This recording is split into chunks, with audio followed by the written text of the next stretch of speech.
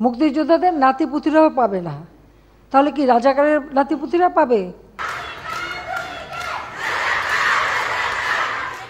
2024-এর 14 জুলাই বৈষম্য বিরোধী ছাত্র আন্দোলনের মোড় ঘুরে যায়। ঢাকা বিশ্ববিদ্যালয়ে সারা রাত উত্তাল বিক্ষোভে অগ্রভাগে ছিল নারী শিক্ষার্থীরা। হলের তালা ভেঙে রাস্তায় নামে তারা, দাঁড়ায় ছাত্রদের পাশে। 14 জুলাই 2024 রাত নামার আগ অবধি ছাত্রসহ পুরো দেশ অপেক্ষায় ছিল কর্তৃত্ববাদী স্বৈরাচার শেখ হাসিনার সংবাদ সম্মেলনের। আশায় বুক বাঁধে, দাবি মেনে নেবে সরকার। কিন্তু তার বক্তব্যে ঘটে উল্টো ঘটনা, যেন আগুনে ঘি ঢেলে দিলেন শেখ হাসিনা।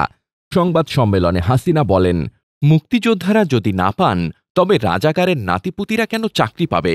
মুক্তিযোদ্ধাদের নাতিপুতিরাও পাবে না, তাহলে কি রাজাকারের নাতিপুতিরা পাবে? রাত 10টা, বিদ্যুৎহীন হলে চাপা উত্তেজনা। হঠাৎই বিজয় 71 হলে গর্জে ওঠে কণ্ঠ, তুমি কে আমি কে, রাজাকার রাজাকার, কে বলেছে কে বলেছে, স্বৈরাচার স্বৈরাচার। হল জুড়ে ছড়িয়ে পড়ে প্রতিবাদের ঢেউ।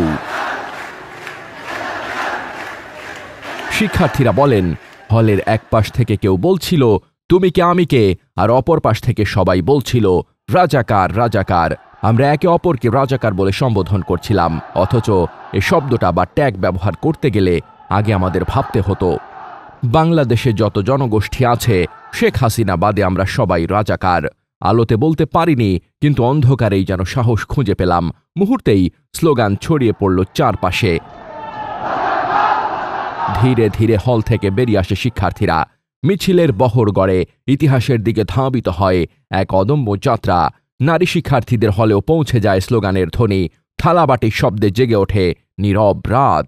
নারী শিক্ষার্থীরা বলেন, আমরা রোকেয়া হল থেকে নিজেদের রাজাকার বলে স্লোগান দিয়ে সবাই বের হই। পরদিন সকালে মধুর ক্যান্টিনের পাশে প্রস্তুতি নেয় ছাত্রলীগ আর বহিরাগতরা। হলে হলে ছাত্রদের আটকে রাখার চেষ্টা করা হয়।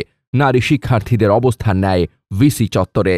তারা বলেন, নারীদের অতিরিক্ত অংশগ্রহণের ফলে তারা কোনো ট্যাগিংয়ে ফেলতে পারছিল না। তারা ট্যাগিং দিলেও মানুষ এটা বিশ্বাস করছে না। এ কারণে তাদের ক্ষোভটা নারীদের ওপর যেয়ে পড়ে। ছাত্রলীগ অতর্কিত হামলা করে ছাত্রীদের আন্দোলনে। ওই দিন আমাদের অনেক আহত হয়। আহতদের হাসপাতালে নিয়ে গেলে হাসপাতালের ভেতর পর্যন্ত গিয়ে হামলা করে ছাত্রলীগ। এই নিষ্ঠুরতার ভিডিও ভাইরাল হয় সামাজিক যোগাযোগ মাধ্যমে। তখন আন্দোলনে শুধু শিক্ষার্থী নয়, যোগ দেন অভিভাবক, শিক্ষক, শিল্পী, শ্রমিক, দিনমজুর, সকল শ্রেণী পেশার মানুষ।